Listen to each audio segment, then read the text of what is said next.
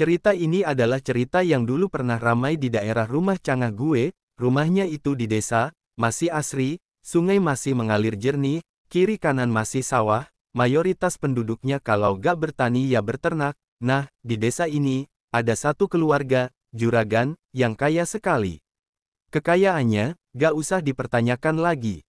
Saking kayanya, dimakan 7 keturunannya, gak akan habis, sampai-sampai Pemda nge-blacklist dia buat beli tanah di daerah tersebut. Kalau gue sebut daerahnya, pasti langsung ketahuan siapa yang gue maksud karena kekayaannya sampai sekarang.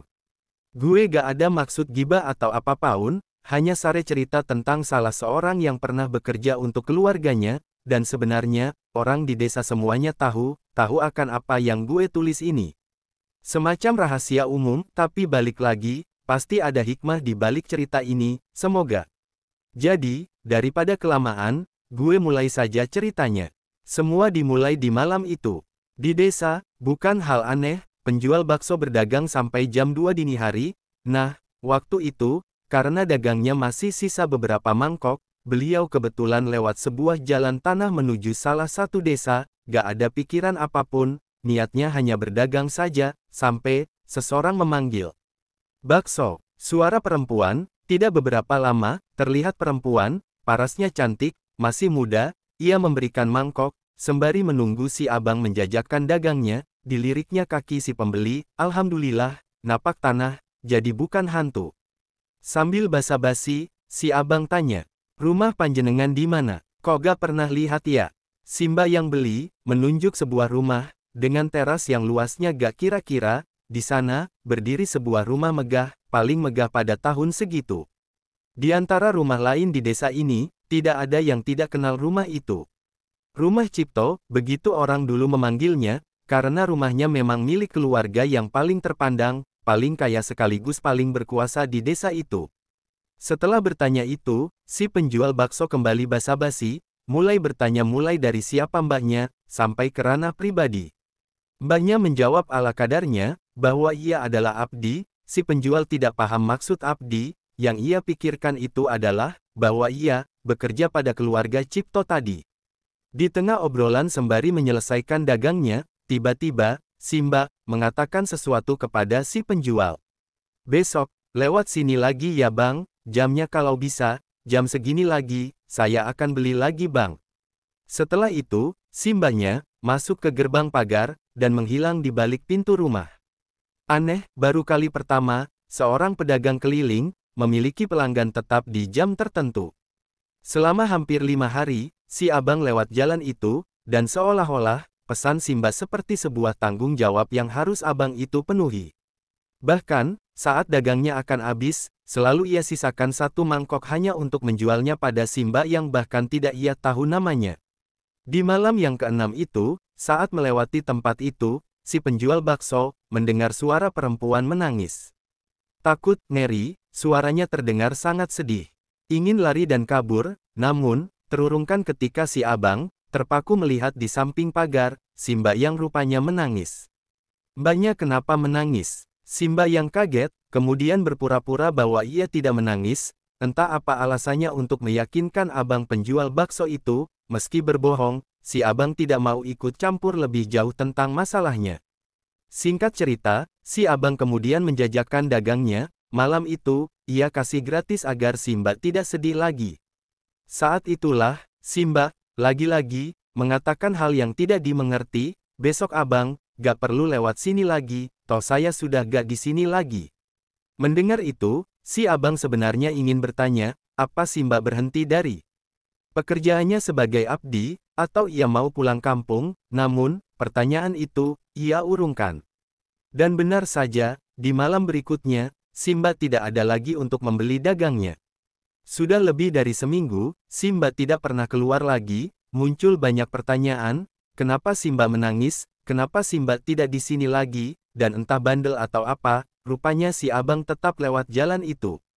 Sampai suatu malam, ketika ia lewat jalan itu lagi, mbaknya muncul, bakso. Si abang senang bukan main melihat si mbaknya muncul lagi, tanpa basa-basi, dijajakannya dagangnya itu, namun malam itu, Simba tidak seperti biasanya, wajahnya murung dan tatapannya terus-menerus menunduk. Tidak hanya itu, bahkan suaranya lebih serak. Mbaknya sudah kembali ke sini, masih tinggal di rumah itu Mbak. Boten Mas, tidak Mas, kata Simba. Kemudian, ia menunjuk sebuah kebun. Di sana banyak pohon besar, mulai dari mangga sampai jambu yang masih ada di tanah milik keluarga Cipto. Si abang bingung, apa mungkin keluarga Cipto membangunkan rumah untuk Simba di tanah itu. Setelah mendapatkan baksonya, Simba pergi, dan benar, dia tidak masuk ke gerbang rumah, tapi, menghilang di kebun tadi, si Masnya langsung kabur. Sesampainya di rumah, si abang gak bisa tidur, terbayang wajahnya Simba. Selain itu, bulu kuduknya merinding, dan benar-benar gila. Dari samping rumah si abang, ada suara perempuan menangis. Namun, si abang tidak berani memeriksa, ia terus berdoa dan berdoa, sampai tertidur. Siang hari, setelah kulakan bahan untuk bakso nanti malam, si abang penasaran, kemudian ia tidak sengaja lewat jalan itu, tanpa pikir panjang, ia parkirkan sepeda ontelnya, lalu masuk ke kebun itu. Di sana, rupanya hanya ada pohon-pohon yang ditanam campur aduk, tidak ada apa-apa. Tidak ada apa-apa, sampai tercium aroma bangkai. Ketika si abang melihat ke atas pohon mangga, si abang terperanjat melihat Simba, tergantung dengan mata terbuka lebar, lidahnya menjulur keluar, tatapannya seakan-akan melihat si abang. Melihat itu, si abang teriak minta tolong. Tidak beberapa lama, warga sudah memenuhi tempat itu, termasuk polisi, dan si pemilik rumah. Setelah diidentifikasi rupanya, identitas Simbanya adalah Mbak Rati. Ia bekerja sebagai penjaga anak yang sudah hilang 1 minggu lebih. Pihak Pak Cipto mengira Rati pulang. Tahu di mana kejanggalannya, yang membuat si abang gaguk gak mengatakan apa-apa. Selain semalam si abang melihat Simba membeli bakso miliknya, waktu antara hilang dan ditemukan meninggalnya tidak cocok, karena menurut pihak kepolisian, Simba kemungkinan sudah meninggal antara kurun waktu 2-3 hari. Jadi, kemana sisa 4 hari keberadaan Simba berada? Kecuali ada kebohongan tentang hilangnya Simba, keluarga itu menyembunyikan sesuatu. Sesuatu, dari maksud 4 hari kemana Simba berada. Dan tentu saja, pesan terakhir Simba itu, namun cerita ini, akan dimulai dari sini. Cerita ini dimulai bukan untuk menceritakan kematian perempuan itu, melainkan menceritakan teka-teki, dari seseorang yang menjadi saksi, berbagai hal yang membingungkan, bahkan mengerikan yang ia temui, selama mengabdi pada keluarga Cipto, dan di sini, GW akan memulai ceritanya. Setelah kejadian itu, memang banyak desas-desus yang hampir diketahui semua warga desa, tapi, tidak ada yang berani mencari tahu lebih jauh, dan perlahan-lahan, kejadian itu, lenyap seperti embun, menghilang begitu saja, dan kemudian, dilupakan. Seseorang yang menceritakan ini adalah tetangga dari Cangah GW, sebut saja namanya, Pak Budi. Dulu, saat masih muda, setelah selesai menempuh pendidikan SMP, beliau mengawali karirnya sebagai kernet sopir truk. Berbagai perjalanan sudah ia jabani, mulai dari rute antar kota sampai rute antar provinsi. Semua pengalaman ini, memupuknya menjadi pribadi yang tangguh, dan membuatnya menjadi salah satu orang yang bisa mengendarai, mulai dari mobil pick-up, sampai truk gandeng. Karena dirasa jalan hidup sebagai sopir ekspedisi tidak membuatnya menjadi pria yang mapan dengan segala tuntutan bahwa ia adalah anak pertama yang harus sukses, Pak Budi pun berhenti menjadi sopir truk. Sebuah jalan terbuka, ketika tetangganya memberitahu, bahwa, keluarga Cipto sedang mencari seorang sopir pribadi. Semua tahu, siapa keluarga Cipto, terlepas dari desas-desus yang tersebar, Pak Budi nekat, melamar kerja, dan hari itu juga, ia diterima bekerja di sana, karena saat itu, tidak banyak orang bisa menyetir mobil seperti saat ini. Meski mereka bertetangga, namun, ini adalah kali pertama, Pak Budi, masuk ke kediaman keluarga Cipto, yang membuatnya berdecak antara kagum dan ngeri, sebegini besarnya rumah ini, namun, entah kenapa, ada perasaan tidak enak melihat semua perabotan di rumah ini, seolah ia diawasi. Saat itu, yang mengantar Pak Budi, adalah Bu Asiri, wanita tua yang umurnya berkisar antara 50-an, namun masih terlihat bugar. Ia jarang berbicara dengan wanita ini, karena keseharian beliau adalah di dalam rumah, tanpa sekalipun berbicara dengan tetangga. Sebenarnya, ini bukan hal yang aneh mengenai keluarga Cipto, karena mereka seperti terasing, meski sudah lama tinggal di desa ini, bagi para tetangga, mereka terasa seperti tidak tinggal di dunia yang sama, seolah mengundang banyak sekali pertanyaan, termasuk para penghuninya. "Monggo, meriki Mas, silahkan, kesini Mas," kata Bu Asiri lembut dengan logat Jawanya. Selama di perjalanan, Pak Budi melihat ke sana kemari, mengagumi berbagai patung aneh yang ia temui, terpasang di beberapa sudut bagian rumah ini. Gaya desainnya benar-benar masih kejawen. Saat itulah, ketika Pak Budi menikmati pemandangan itu, matanya teralihkan pada sebuah pemandangan mencengangkan. Di ujung matanya, ia melihat seorang anak kecil, seusia adiknya, sedang duduk di tepi kolam ikan. Ia melihatnya lama, dan kemudian teralihkan pada seorang wanita. Wanita ini berdiri tegap di belakang si anak, dan cara dia melihat Pak Budi benar-benar tidak mengenakan, karena ia melihat Pak Budi masih dengan postur tubuh tegap, hanya bola matanya yang mengikuti kemana Pak Budi pergi. Di sudut bibirnya, ia seperti tersenyum menyeringai.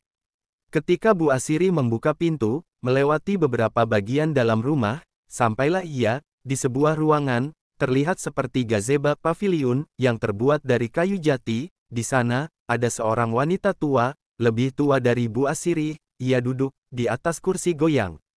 Matanya terpejam. Namun, belum beberapa langkah Bu Asiri mendekati si wanita, tiba-tiba ia bicara dan membuat Pak Budi tersentak karena kaget. "Iki tah, sing bakal dadi sopirku sing anyar, ini ya, yang akan jadi sopir baruku." Bu Asiri mengangguk, tidak berbicara, kemudian mencium tangannya. "Pak Budi, kenalkan, niki Ndoro Sasri," ucap Bu Asiri. Beliau berdiri tegap dan mengepalkan tangannya di depan perut, membuat Pak Budi bingung, seakan-akan ia berbicara di depan seorang maharaja saja. Setelah menjelaskan panjang lebar mulai dari gelar, sampai pemimpin keluarga, Bu Asiri mengantar Pak Budi ke belakang rumah. Di sanalah nanti ia akan tinggal. Meski bertetangga, keluarga Cipto menginginkan pengabdian dari Pak Budi selama 24 jam dan harus siap. Untuk itu, dibuatlah kamar itu yang memang khusus untuk sopir yang bekerja untuk keluarga ini. Di sanalah, Bu Asiri menjelaskan semua yang ada di dalam rumah ini, mulai dari unggah-ungguh, hingga apa yang tidak boleh dilakukan oleh Pak Budi selama tinggal di kediaman keluarga ini. Saat ini, keluarga Cipto, dipimpin oleh Ndoro Sasri, setelah kematian Eyang Sarwojo, yang meninggal karena sakit. Penerusnya, yaitu anaknya, adalah Atmojo, dan istrinya Sekar, namun mereka sudah lama tidak tinggal di sini lagi. Namun ada 5 anaknya yang ada di sini, kesemua anaknya adalah laki-laki, dan saat ini, mereka tinggal di kediamannya masing-masing. Kediaman yang dimaksud Bu Sasri adalah sebuah kamar khusus, yang memang tidak bisa dimasuki oleh sembarang orang. Mendengar itu, Pak Budi hanya diam, yang ia pikirkan hanya satu. Pandawa. Ada satu hal yang orang Jawa percaya ketika sebuah keluarga melahirkan 5 anak lelaki atau 5 anak perempuan, itu adalah kutukan Pandawa, dan itu masih dipercaya sampai saat ini. Maksud kutukannya adalah, konon, akan ada 1 atau 2 anak yang tidak bisa mengemban beban lebih. Akibatnya, ia akan gila atau memiliki kekurangan mental yang benar-benar serius, dan biasanya yang paling umum diserang adalah anak terakhir. Namun, itu hanyalah rumor yang beredar. Pak Budi saat itu mencoba berpikir bahwa itu hanyalah mitos dari orang zaman dulu. Namun, sepertinya hal itu juga berlaku pada keluarga ini. Setidaknya itu yang akan Pak Budi lihat dengan mata kepala sendiri. Selain 5 anak yang tinggal di rumah ini, ada lagi yang Pak Budi harus tahu, bahwa setiap anak memiliki penjaga khusus untuk mereka satu persatu, dan biasanya mereka dipanggil dengan Dayang Abdi, dan setiap Dayang Abdi akan menjaga 1 anak. Kesemua Dayang Abdi adalah seorang perempuan.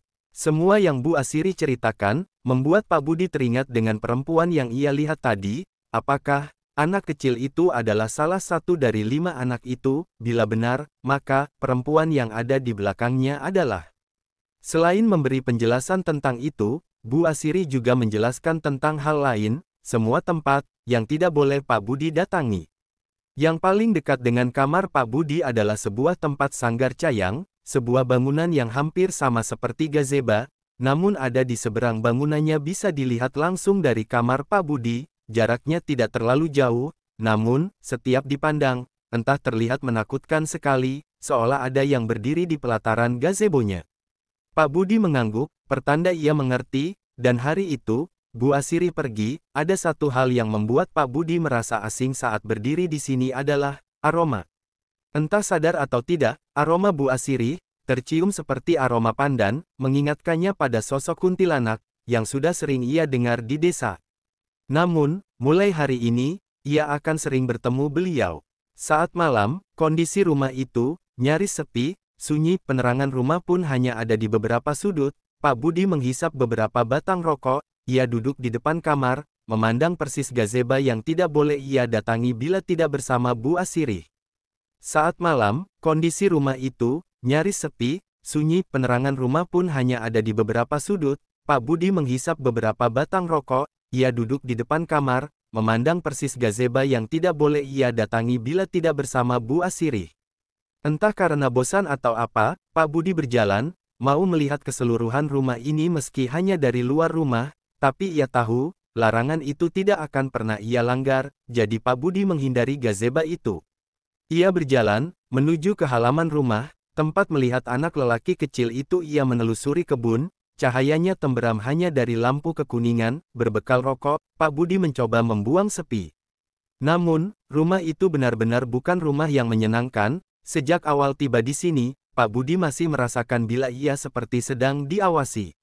Setelah menempuh jalan setapak di kebun, sampailah ia di kolam ikan itu. Ada pohon di sampingnya, lengkap dengan kursi kayu di sampingnya. Di sanalah ia melihat perempuan itu berdiri. Pak Budi kemudian duduk, pandangannya tertuju pada kolam ikan. Lama ia duduk di sana, tiba-tiba seseorang mendekatinya. "Mas!" Kaget, Pak Budi langsung berbalik, dan mendapati perempuan itu memandangnya, masih dengan tatapan tidak mengenakan itu, seolah tanpa ekspresi yang membuat bulu kuduk berdiri. "Masnya baru kerja di sini." Suaranya sangat dingin. Meski begitu, Pak Budi menjawab sesopan mungkin. Perempuan itu menjawab seadanya, bahkan ia tidak memberitahukan namanya pada Pak Budi. Ketika mereka masih saling berbincang satu sama lain, tiba-tiba, Pak Budi baru menyadari. Di belakang perempuan itu, anak lelaki itu bersembunyi di balik badan perempuan itu, mengintip dengan ngeri, seolah-olah Pak Budi memberinya ketakutan tersendiri. Satu hal yang Pak Budi ingat sebelum perempuan itu pergi. "Nek dadi sampeyan, nek wes bengi ngene, luwi apik gak keluyuran mas, sampeyan gorong roh, opo sing onok nang kene, monggo. Kalau jadi Anda, kalau sudah malam seperti ini, lebih baik tidak kemana-kemana, Anda belum tahu apa yang ada di sini, permisi mas."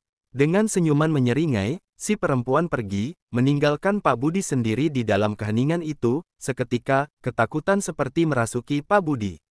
Rumah ini, benar-benar bukan rumah yang bagus untuk tinggal, batin Pak Budi malam itu.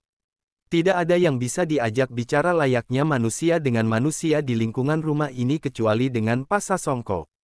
Pria parubaya yang sehari-harinya bekerja sebagai tukang kebun di rumah keluarga Cipto. Selain orangnya yang humoris, beliau juga sering memberikan wejengan. Waktu itu, siang hari terik.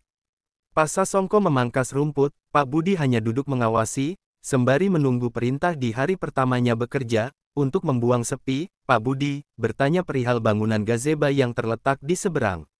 Mimik wajah cerah Pak Sasongko berubah. "Masnya sudah pernah ke sana?" tanya beliau. "Dereng pak, tapi kulo kok penasaran nggih. Niku bangunan nopo toh pak?" "Belum pak, tapi saya penasaran, sebenarnya, itu bangunan untuk apa?" Sembari memangkas rumput, Pak Sasongko berpesan. "Lebih baik, gak usah dicari tahu mas, daripada nasib sampeyan nanti seperti..." Belum melanjutkan kalimatnya, Pak Sasongko melirik Pak Budi yang melihatnya dengan tatapan curiga. "Sinten pak, siapa pak?" "Sudah, lupakan saja, kerja saja yang benar ya nak," tutur Pak Sasongko. Bu Asiri menemui Pak Budi, memberi pesan bahwa, hari ini, Ndoro Sasri harus pergi ke rumah sakit untuk check up. Hal ini dilakukan selalu di hari Kamis, seperti hari ini. Maka, saat itu juga, Pak Budi menyiapkan mobilnya, menunggu di teras rumah. Sebenarnya, Ndoro Sasri masih bisa berjalan, namun langkahnya terlatih dan harus dibantu oleh tongkat kayu yang selalu menemaninya. Rambutnya disanggul, meski warnanya sudah memutih, namun, riasan beliau masih memperlihatkan sosok wanita yang sangat berharisma. "Berangkat le," perintah beliau. Saat itu juga, Pak Budi langsung menginjak gas mobilnya. Perlahan, ia meninggalkan rumah itu. Entah perasaan macam apa waktu itu, ketika keluar dari rumah itu, terasa hati menjadi lebih lega, seolah rumah itu membuat Pak Budi tidak nyaman. Kerasan karo Gria Mungki. Gria Mungki, itu adalah sebutan untuk rumah itu, tidak banyak yang tahu, bahkan warga desa itu sendiri, termasuk Pak Budi bila tidak diberitahu oleh Bu Asiri tentang sejarah rumah itu. Rumah turun-temurun dengan adat yang masih terjaga, kerasan Doro, kata Pak Budi. Panggil Buk saja, awakmu Guk Asiri, paham Yole, tutur Ndoro Sasri, Pak Budi pun mengangguk. Sosok Ndoro Sasri, benar-benar berwibawa, terlepas dari usianya yang sudah renta, beliau masih membuat segan siapapun yang beliau ajak bicara. Kurang lebih 2 jam, Pak Budi menunggu, akhirnya Ndoro Sasri keluar, ketika sudah masuk ke dalam mobil, Pak Budi bertanya, apakah mau langsung pulang atau mampir ke suatu tempat? Dengan tatapan tegas, Ndoro Sasri memberi sebuah alamat. Saat melihatnya, Pak Budi terhenyak sesaat, kita ke sini Bu. Ndoro Sasri mengangguk tanpa pikir panjang, Pak Budi pun melesat ke tempat itu. Saat sampai di sana, ada beberapa orang yang sudah seperti menunggunya. Pak Budi membantu majikannya turun dari mobil, menggandengnya, dan menuju sebuah kamar di gedung itu. Tempat itu adalah P***A**A**K***.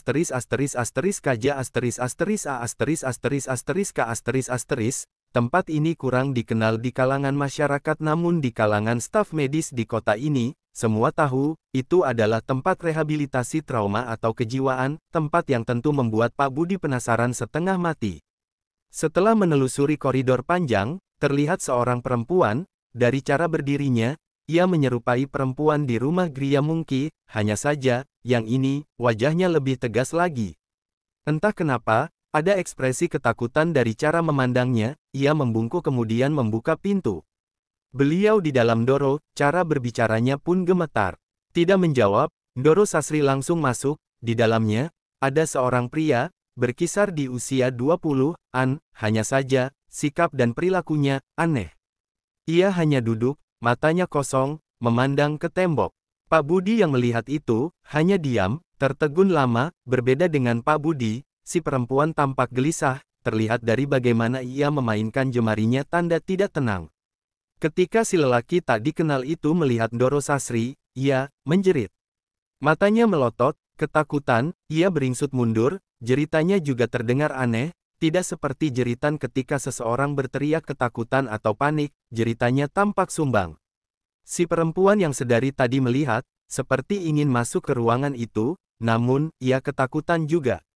Hal terakhir yang diingat Pak Budi adalah, Ndoro Sasri memeluknya. Meski kesusahan dengan tongkat di tangannya, ia berhasil memeluk lelaki tak dikenal itu. Ada tangis pecah, dan kemudian, Ndoro Sasri seperti berbisik sesuatu. Si lelaki yang histeris, tiba-tiba diam. Benar-benar menjadi diam, tak berteriak lagi. Pak Budi meninggalkan tempat itu. Sore hari, ada satu kalimat yang masih diingat setiap terbayang kejadian itu. Perempuan itu, ia bertanya pada Pak Budi. Masnya percaya dengan yang namanya JJ? Mumpung Masnya belum tahu, lebih baik cari kerjaan lain saja Mas. Saat itu, Pak Budi masih belum paham maksud kalimat JJ itu. Jadi, hampir setelah kejadian itu, Pak Budi terus terbayang-bayang. Setelah pekerjaan itu selesai, Pak Budi mencoba melupakan semuanya. Ia tidak tahu siapa lelaki itu, siapa perempuan yang menyerupai Dayang Abdi atau apapun itu, belum. Setelah hari mulai petang, Pak Budi menunaikan sholat di kamarnya. Mungkin karena tidak fokus atau apa, selama sholat, ia merasa ada wajah wanita tua terbayang-bayang di setiap Pak Budi mencoba khusyuk. Namun, itu belum seberapa, dibandingkan, suara tertawa yang khas, seperti terdengar meski hanya sayup lirih, membuat Pak Budi teringat. Suara tawa itu, nyaris atau sama persis seperti suara Ndoro Sasri. Suara itu, terdengar tepat seperti ada di belakang Pak Budi. Tepat setelah Pak Budi selesai menunaikan salat, ia terkejut, bahkan tercekat mendengar suara pintu kamarnya diketuk. Dengan was-was, Pak Budi membukanya. Ditemuilah Bu Asiri. Melihatnya, Ndoro ingin ketemu Mas, monggo, jenengan kulo antarke. Ibu ingin ketemu Mas, silahkan, saya antar. Bingung, Pak Budi izin berganti sarungnya, untuk mengenakan celananya. Setelah selesai, Pak Budi mengikuti Bu Asiri. Seperti sebelumnya, tidak ada percakapan antara mereka berdua, seolah Pak Budi dibiarkan tenggelam sendirian. Kali ini, Bu Asiri menuntunnya, masuk lebih jauh ke dalam rumah, seolah kali ini adalah langsung di mana Ndoro Sasri menghabiskan malamnya. Di tengah perjalanan, tanpa sengaja, mata Pak Budi menangkap sosok anak kecil yang ia temui tempo hari. Anak itu menatapnya, kosong. Ia menatap dari seberang sebuah ruangan. Sebelum Pak Budi terpaku pada caranya melihat, si perempuan yang selalu bersamanya, tiba-tiba muncul, menarik anak itu, dan menutup pintunya. Suasana rumah itu, benar-benar membuat Pak Budi terasing sendirian. Sesampai di kamar, Ndoro Sasri seperti sudah menunggu. Ia duduk di kursi goyangnya, di depannya, ia membawa sebuah buku. Setelah Bu Asiri berpamitan pergi, Pak Budi mendengar majikannya menanyakan sesuatu yang mencurigakan. "Le, Ibuk takok yo, awakmu sholat?" "Nak, Ibuk mau tanya, kamu sholat ya?" Pertanyaan itu, dingin namun, membuat Pak Budi tertegun beberapa saat, sebelum ia mengangguk. Lalu, ia melihat Ndoro Sasri, tersenyum. Tidak ada yang tahu isi hati wanita tua itu. "Bagus," tutur beliau, "ojok sampai ninggalno sholat ya Le, jangan sampai meninggalkan salat ya nak." Belum berhenti di situ, kemudian, Ndoro Sasri bertanya perihal yang lain. "Sing mok delok mau, iku cucuku, jenenge Yanu, yang kamu lihat tadi, adalah cucuku, namanya Yanu. Yanu iku asline cah pinter, tapi, wes pirang-pirang tahun sakjejane, onok sing berubah nang jerone atine, sakjake iku, areke dadi gak waras." Yanu itu aslinya anak yang pintar, tapi sudah beberapa tahun ini, ada yang berubah dimulai dari perilakunya, anaknya jadi gak waras. "Ibuk jalok tolong, ojok cerita sopo-sopo yo, nek onok sing nakoni, ibu mau minta tolong, jangan ceritakan siapa-siapa ya kalau ada yang tanya." Setelah mengatakan itu, Pak Budi melangkah pergi. Ia menutup pintu kamar, berusaha kembali ke kamarnya. Naas, Pak Budi tidak tahu kemana ia harus berjalan kembali. Tanpa tahu, ia menelusuri setiap lorong yang hampir pencahayaannya dari lampu kekuningan. Banyak pintu sama yang Pak Budi lihat. Manakala ia menuruni anak tangga, Pak Budi terhentak saat melihat seorang anak lelaki lain. Yang ini, terlihat seperti versi dewasanya anak kecil yang Pak Budi lihat. Anehnya, lelaki yang ini, hanya melihat Pak Budi saja, seperti patung. Tatapannya tidak kalah mengenakan dari tatapan semua yang pernah Pak Budi lihat di rumah ini. "Mohon maaf," kata Pak Budi, bingung setengah takut, "saya sopir baru di sini, bila boleh bertanya, kemana saya harus kembali ke?" Belum selesai mengatakannya, si lelaki menunjuk sebuah pintu. Tidak menjawab kalimat Pak Budi, dan di belakang lelaki itu, lagi-lagi ada perempuan lain. Perempuan itu sama diamnya, hanya melihat pergerakan Pak Budi melalui bola matanya. Benar saja, pintu itu langsung menuju ke teras rumah. Tanpa pikir panjang, ia pun kembali ke kamarnya, lelah dengan semua yang ada di rumah ini. Setelah 1 minggu bekerja di rumah ini, Pak Budi mulai tahu, sesiapa anak lelaki yang ada di rumah ini. Dimulai dari anak kecil itu, hingga anak lelaki yang Pak Budi lihat pada malam itu, kesemuanya adalah cucu dari Ndoro Sasri. Namun meski begitu, Pak Budi masih belum paham apa yang terjadi pada mereka semua dan apa alasannya mereka tampak sangat misterius seperti itu. Yang pertama adalah anak kecil itu, ia sering menghabiskan waktunya bermain di kolam ikan, bersama perempuan yang menjaganya. Namun bila dilihat dengan seksama, anak itu lebih sering merangkak dibandingkan berjalan dengan kedua kakinya. Tidak hanya itu yang Pak Budi lihat. Tulang kaki dan tangannya tampak berbeda bila dibandingkan dengan tulang anak seusianya yang lebih besar. Ia seperti terjebak dalam tubuh yang kurus, meski warna kulit kuning langsatnya mengaburkan kejanggalan itu. Bahkan ketika perempuan yang menjaganya membawanya masuk ke rumah, anak itu lebih suka digandeng, layaknya primata. Cara berjalannya seolah mengisyaratkan bahwa tulangnya sangat lemah dan tidak normal. Anak yang Pak Budi temui di malam itu juga tidak kalah aneh. Pak Budi seringkali melihat anak itu, hanya duduk, memandang teras rumah. Tidak sekalipun Pak Budi pernah mendengar anak itu berbicara sekalipun. Aneh, sangat aneh. Namun, dari kesemuanya, hanya ada satu anak lelaki yang paling normal. Namun ia tidak menghabiskan waktu di rumah ini. Ia seringkali mengunjungi rumah ini, hanya sebatas bertemu lalu pergi lagi. Dan yang ini, tidak ada perempuan yang mendampinginya, berbeda dengan saudara-saudaranya. Dari kesemuanya, Pak Budi sudah menghitung 4 cucu dari Ndoro Sasri, yang membuat bingung, di mana cucunya yang kelima. Hal itu, membuat Pak Budi begitu penasaran, namun seiring waktu, Ndoro Sasri perlahan seperti tengah mengawasi gelagatnya. Ada hal menarik yang harus banyak orang tahu tentang sosok Ndoro Sasri. Di balik wajah dinginnya, ia adalah seorang yang tegas, tanpa banyak basa-basi sedikitpun. Meski begitu, ia adalah orang yang sangat loyal, terbukti ia seringkali memberikan uang kepada Pak Budi. Meski Pak Budi tidak meminta, tidak hanya uang, ia seringkali memberikan barang saat ia berkunjung ke sebuah tempat. Bahkan Pak Budi merasa, bahwa Ndoro Sasri adalah seorang kaya raya yang tidak sombong dengan harta dan pencapaian keluarganya. Namun tetap saja, tidak ada yang tahu isi hati manusia. Terlebih, saat kejadian, di malam itu. 1 minggu, sebelum malam itu, Bu Asiri menemui Pak Budi, beliau mengatakan, bahwa Ndoro Sasri ingin bertemu, dan saat ini, beliau menunggu di gazebo atas lantai 2. Sebelum Pak Budi pergi menemui Ndoro Sasri, Pak Budi menatap Bu Asiri dengan tatapan bertanya-tanya. Bertanya-tanya, akan malam sebelumnya, di mana tanpa sengaja, Pak Budi melihat Bu Asiri pergi ke pondok gazebo yang dilarang.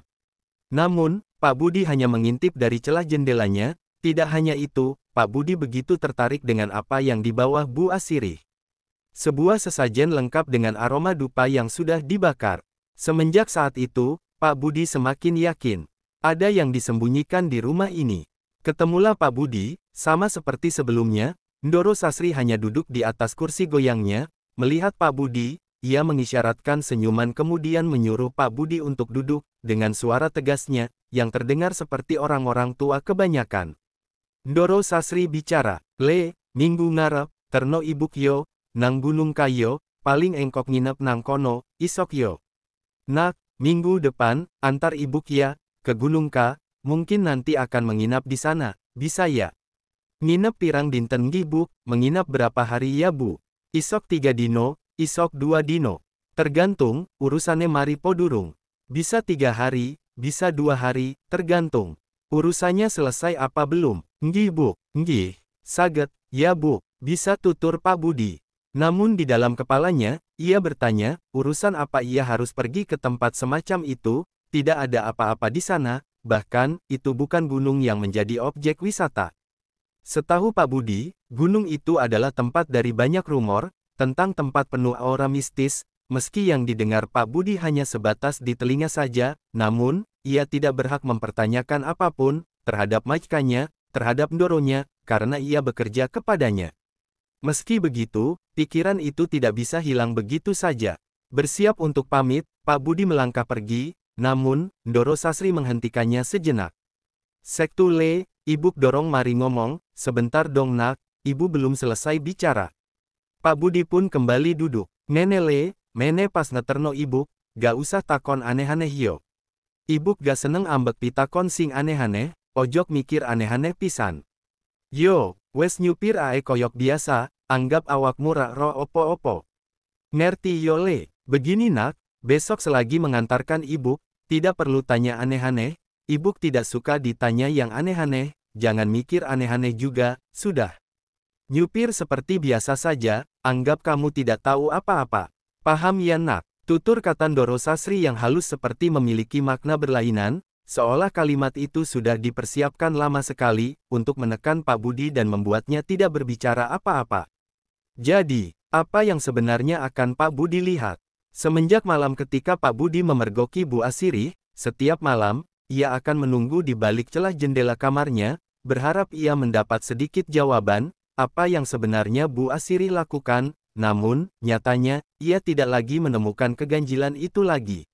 Di siang yang terik, ketika Pak Budi sudah menyelesaikan tugas mencuci mobilnya, ia berjalan keliling rumah, meski ada keinginan untuk mendekati gazebo yang dilarang itu, Pak Budi tetap menghormati aturan di mana ia bekerja. Berkeliling rumah ini, memberinya sensasi kagum. Setiap bangunannya dibuat semenarik mungkin layaknya rumah-rumah keraton Jawa, karena hampir sepersekian bagiannya selalu menggunakan bahan kayu jati solid. Di tengah ia berkeliling, ia melihat anak kecil itu, anak yang bahkan sampai hari ini Pak Budi bekerja, tidak ia ketahui namanya. Pak Budi mendekatinya, berharap bisa menyapanya, karena ia adalah bagian dari keluarga tempat ia bekerja, berbekal permen di kantongnya, Pak Budi semakin mendekati si anak. Suara langkah kaki Pak Budi, membuat si anak mengetahui kedatangannya, ia menoleh dengan mata bundarnya. Mata mereka saling melihat satu sama lain, Pak Budi tersenyum, namun, si anak, menatapnya begitu saja, benar-benar cara menatap yang membuat semua orang tidak nyaman. "Dek, Arab permen. Dek, mau permen," kata Pak Budi, si anak masih diam, tidak ada kalimat atau gerak tubuh. Setelah dirasa tidak ada tanggapan, si anak masih tidak juga merespon apa yang Pak Budi tawarkan, ada sesuatu yang ganjil yang terjadi pada si anak. Ia tersenyum, menunjukkan dua gigi depannya yang berlubang, kemudian, ia menunjuk Pak Budi. Cara menunjuknya, tidak seperti cara menunjuk anak seumurannya, tangannya gemetar naik turun, seperti layaknya anak berkebutuhan khusus, tidak hanya itu, untuk pertama kalinya, ia mendengarnya bersuara. Suaranya sangat berat namun tak memiliki intonasi nada kalimat benar, terdengar seperti, hu-ha, dan itu membuat Pak Budi tidak mengerti sama sekali. Lalu, kejadian itu terjadi. Meski si anak tampak tersenyum memamerkan giginya, ia melihat ada air mata keluar dari dua bola matanya, seakan-akan ia menangis. Menangis, dengan ekspresi wajah tersenyum. Lalu, si anak membenturkan kepalanya ke lantai, keras sekali, hal itu membuat Pak Budi berlari menghentikan si anak. Ia tidak tahu, saat memegang si anak itu meronta meminta Pak Budi melepaskannya, kuat sekali, cengkraman anak itu. Hal yang Pak Budi ingat adalah, ia melihat perempuan yang menjaga si anak datang dengan ekspresi kaget, melepaskan Pak Budi dari si anak dan membawanya pergi. Sebelum pergi, ada tatapan marah di wajah si perempuan kepada Pak Budi, hal itu membuat Pak Budi bingung. Malam keberangkatan itu pun tiba. Sebelumnya, Bu Asiri sudah memberitahu agar menggunakan mobil lain, mobil yang lebih besar, mobil yang bahkan belum pernah Pak Budi sentuh sama sekali. Hal itu tidak menimbulkan kecurigaan apapun, tidak sampai ia tahu siapa saja yang pergi. Malam itu, Pak Budi sudah memarkirkan mobilnya di halaman rumah, menunggu kedatangan Doro Sasri. Dari jauh, Pak Budi melihat dengan mata kepala sendiri, si anak kecil melihatnya dari jauh, di belakangnya ada si perempuan, tatapan mereka dingin. Tidak hanya itu saja, pemandangan lain terlihat dari lantai 2, Pak Budi bisa melihat dengan jelas, anak lelaki yang lain, ia menatap sama dinginnya sama seperti si anak kecil dari salah satu kamar di lantai 2, seakan-akan mereka memberi salam perpisahan kepada Pak Budi. Tidak beberapa lama, Doro Sasri keluar, ia dibantu oleh Ibu Asiri. Melihat itu, Pak Budi segera membantunya masuk ke dalam mobil. Doro Sasri mengenakan kebaya putih, dengan terusan sewet selendang batik dari gaya busananya, seolah Doro Sasri akan menghadiri perjamuan. Tidak ada pertanyaan terlontar dari Pak Budi, hanya sekelibat pemikiran liar, saat melihat penampilan Doro Sasri malam itu yang benar-benar terlihat layaknya bangsawan Jawa. "Berangkat sekarang Doro?" tanya Pak Budi, yang sudah duduk di bangku sopir. Belum mendapat jawaban apapun, tiba-tiba pintu mobil terbuka dan Ibu Asiri melangkah masuk, lalu ikut duduk di samping Doro Sasri. Pak Budi terdiam sejenak sebelum Doro Sasri mengatakannya. "Asiri melu yole," Ibu Asiri ikut nak. "Nggih," kata Pak Budi, gaguk. Ini mengejutkan, baru pertama kali, Pak Budi melihat Ibu Asiri keluar dari rumah ini, sebagai abdi yang paling tua di rumah ini, Pak Budi belum pernah melihat wanita tua itu meninggalkan rumah ini, bahkan untuk belanja pun, ia tidak keluar rumah. Karena sejatinya, Ibu Asiri lebih suka menyuruh abdi lain atau pasasongko, tukang kebunnya untuk menyelesaikan kewajiban bila harus keluar rumah. Bila dipikir ulang, Ibu Asiri juga misterius, sama misteriusnya dengan keluarga ini. Seakan-akan ada pembatas dirinya dengan beliau, yang tidak dapat menjalin hubungan sebagai sesama pengabdi di keluarga Cipto ini, namun segera Pak Budi menepis pikiran itu. Mobil pun melaju, setelah Doro Sasri menyuruh Pak Budi berangkat. Di tengah mobil yang melaju, Doro Sasri mengatakannya, "Le, mampir di Lek Nang Yanu yo, nak, kita mampir sebentar ke tempat Yanu." Pak Budi ingat dengan nama itu, cucu beliau yang ada di K. Tanpa pikir panjang, Pak Budi segera meluncur menuju ke sana. Di luar dugaan, kehadiran mereka seakan sudah ditunggu, terlihat di lorong tamu gedung itu, Yanu duduk bersama perempuan yang memberi petuah misterius itu agar meninggalkan pekerjaan ini sebelum tahu apa itu JJ, yang sampai sekarang, belum Pak Budi pahami. Pak Budi hanya menunggu di dalam mobil, sementara Bu Asiri dan Doro Sasri pergi menemui Yanu. Ada peristiwa yang menarik saat Pak Budi melihat apa yang terjadi. Ia mendengar lolongan, jeritan dari Yanu, yang membuat bulu kuduk berdiri. Yanu yang sebelumnya ia tahu anak muda berkisar usia 20-an, menjerit seperti anak kecil, tidak diketahui apa alasannya, namun, bila diperhatikan dengan seksama, apakah ada hubungannya dengan Ibu Asiri? Setelah kurang lebih 10 menit, Bu Asiri, Doro Sasri, kembali ke mobil, dengan Yanu di depan mereka. Kini, mereka bertiga sudah masuk ke dalam mobil. Ada perasaan tidak mengenakan sebelum Pak Budi meninggalkan tempat itu, yaitu tatapan perempuan itu kepada Pak Budi. Seakan-akan perempuan itu mengatakan, "Lakwes diomongke, kudune rungono pisuruhku, bukannya sudah kubilang, dengarkan ucapanku." Pak Budi pun melanjutkan perjalanan itu, menuju tempat yang Doro Sasri ceritakan tempo hari. 7 jam perjalanan, jam menunjukkan pukul 2 dini hari. Memasuki sebuah jalanan yang sepi, sunyi, kiri kanan hanya ada pepohonan rimbun, kabut perlahan muncul, dan hanya Pak Budi yang terjaga saat itu, setidaknya itulah yang Pak Budi pikir, sebelum Pak Budi menyadari sesuatu. Semua mata di dalam mobil ternyata sama terjaganya dengan beliau. "Ndoro, Ibu, boten tilem tah, Ndoro, Ibu, kenapa belum tidur?" tanya Pak Budi, namun, anehnya, pertanyaan Pak Budi tidak digubris, seakan mata mereka terbuka namun sukma mereka tengah tertidur. Pak Budi mengulang 3 kali pertanyaan itu, namun tetap tidak mendapat jawaban. Hal itu, menimbulkan ketakutan tersendiri kepada Pak Budi.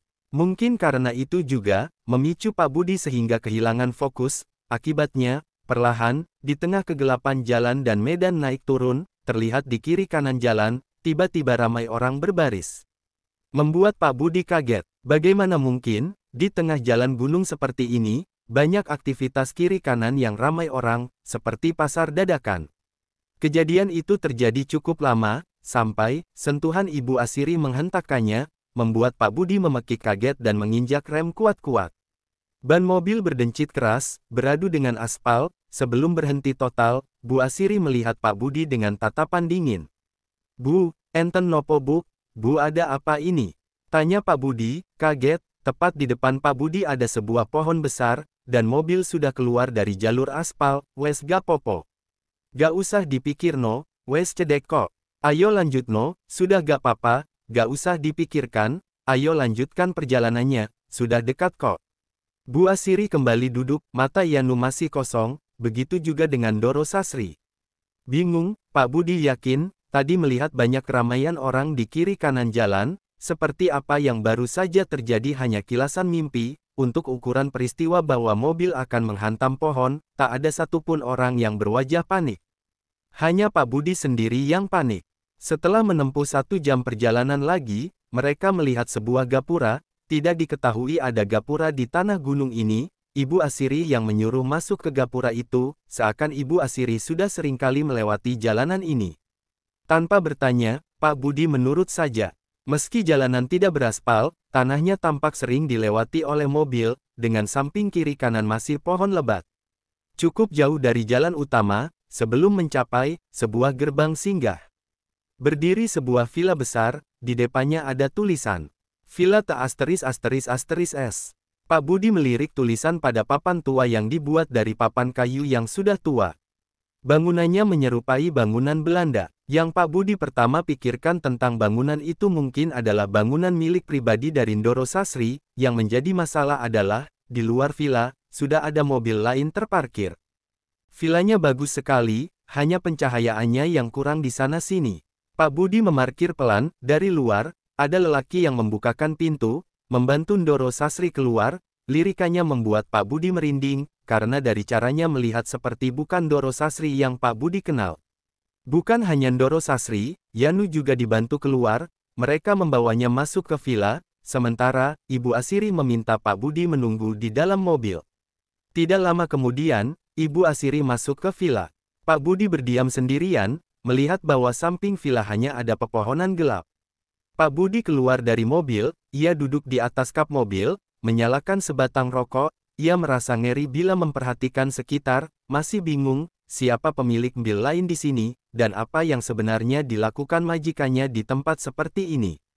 Tidak beberapa lama, terdengar suara orang memanggil, Pak Budi pun melihat, dari jauh, Ibu Asiri memanggilnya, melambaikan tangannya, Pak Budi pun bersiap menuju ke sana, sebelum, ada seseorang tiba-tiba keluar dari mobil terparkir, rupanya sedari tadi di dalamnya ada orang lain. Jangan mendekat Mas, kata orang asing itu, logatnya seperti logat orang Ja*****. Gimana Mas, itu, teman saya yang memanggil. Orang asing itu masih diam, lalu berujar dengan nada bertanya, yakin itu temanmu yang baru keluar dari mobil Mas? Ucapan orang itu membuat Pak Budi bingung, tepat ketika melihat Ibu Asiri lagi, tidak ada orang yang berdiri di sana, hanya lorong villa yang gelap. Di tempat seperti ini, hal seperti itu sudah biasa Mas, anggap saja, ada yang ingin kenalan. Pak Budi pun mendekati orang itu. Orang itu memberitahunya, kalau dia memang dari kota Ja*****, alasan kenapa dia ada di sini, karena ia baru saja mengantarkan majikannya. Di tengah percakapan itu, Pak Budi tiba-tiba bertanya, tempat apa sih ini Mas, kok pelosok sekali untuk ukuran villa pribadi? Orang itu, diam lama, mengamati, kemudian melihat Pak Budi sembari berkata, Anda sopir baru ya? Pertanyaan itu membuat Pak Budi merasa aneh, seolah-olah ia baru saja melontarkan pertanyaan yang salah, namun Pak Budi menjawab sejujurnya. Nggih Mas. Orang itu, terdiam lama. Ia menghisap rokoknya dalam-dalam sebelum melepaskannya, sampai asap putih mengepul di udara, seolah bingung dengan apa yang harus dikatakan. Orang itu berkata, bila belum jauh, lebih baik saja berhenti, pesan saya cuma itu saja Mas, anggap saja, itu cara saya kenalan sama Anda. Maksudnya gimana Mas? Tanya Pak Budi, dan tiba-tiba, seseorang menepuk bahu Pak Budi, itu adalah Bu Asiri, seraya melihatnya dengan tatapan tidak mengenakan.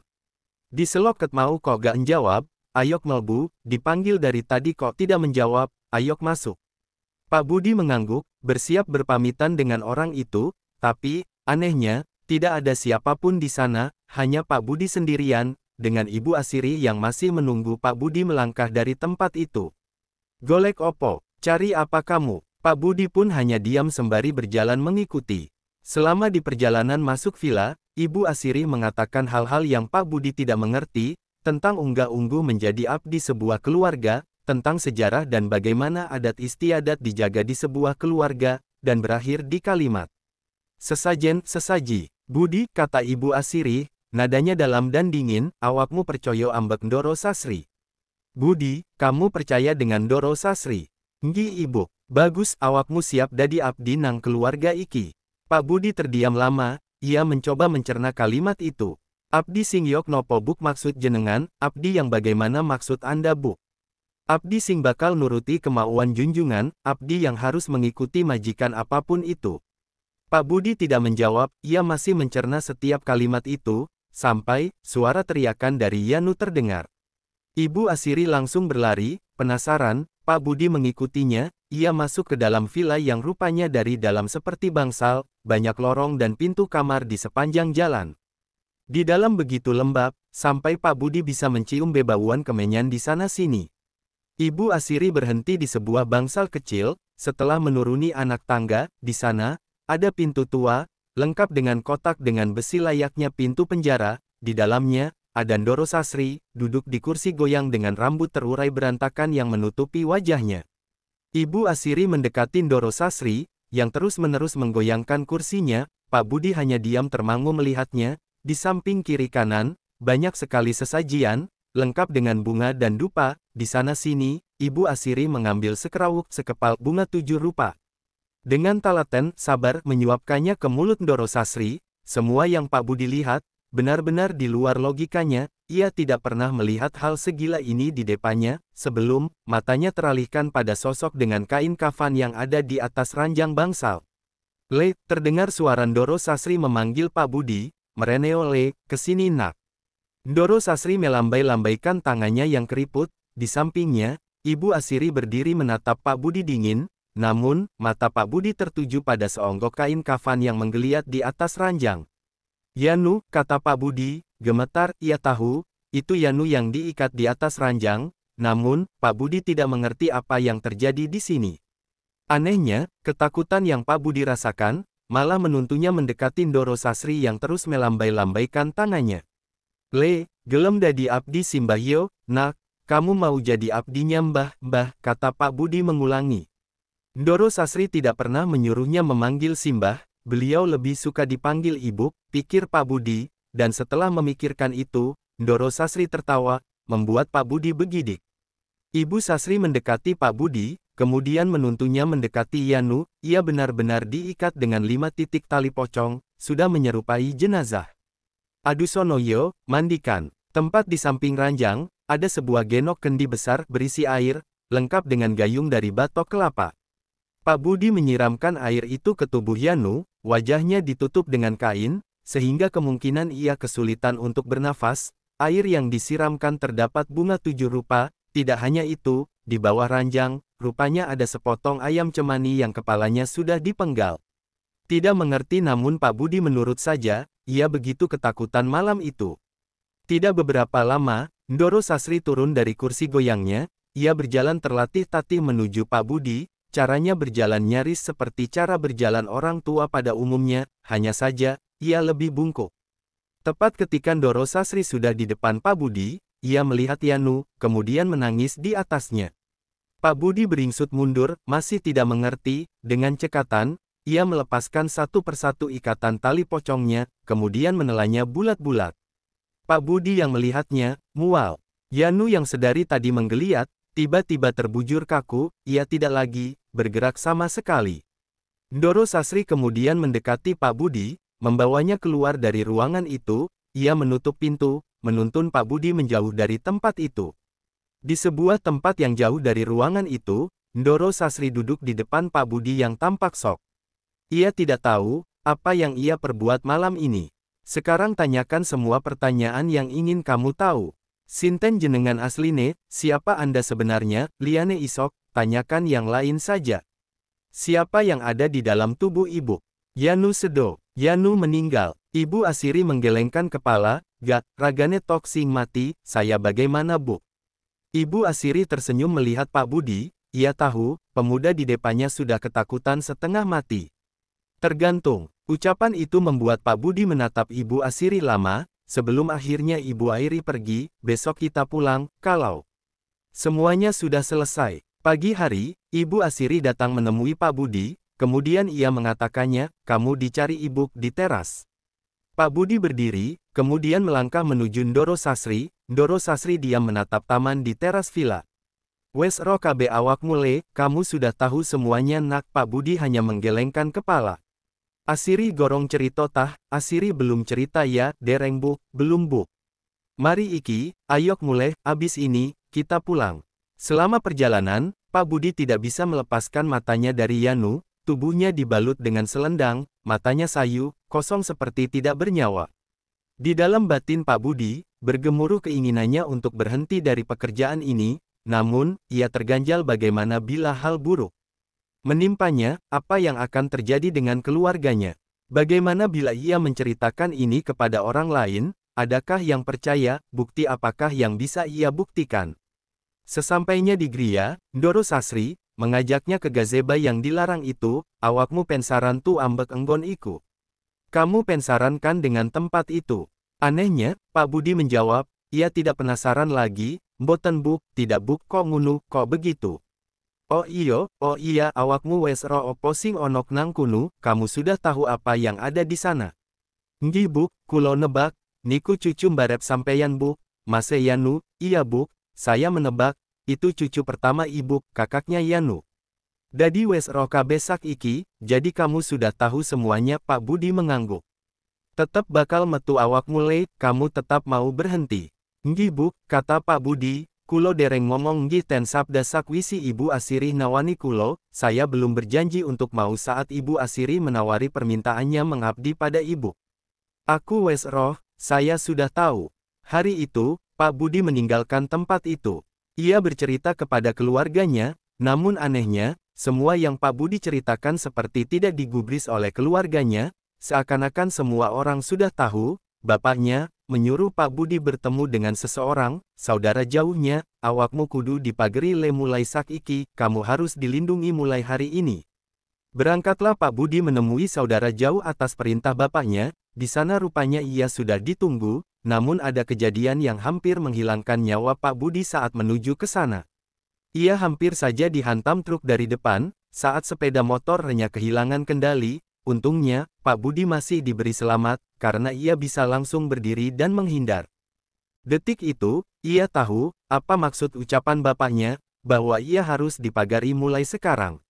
Saat motornya diperiksa, di antara ban luar dan ban dalam, ditemukan potongan bambu kuning, sehingga ketika motor bergerak, membuat ban menjadi selip dan akhirnya hilang kendali, bahkan, saat dilihat, orang yang memeriksanya ikut kaget.